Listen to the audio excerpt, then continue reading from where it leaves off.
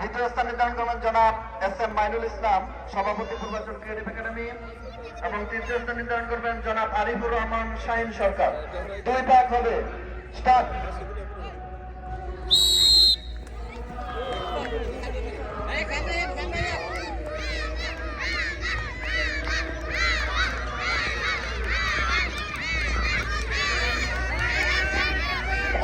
আমরা করতালির মাধ্যমে তাদেরকে উৎসাহিত করি। করতালি।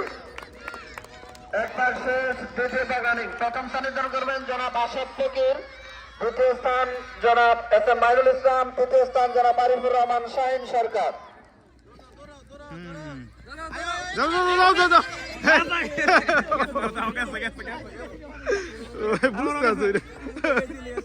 ধন্যবাদ। ইতিমধ্যেই শেষ হয়ে গেল বালক যমুনা দলের 200 মিটার দৌড় প্রতিযোগিতা।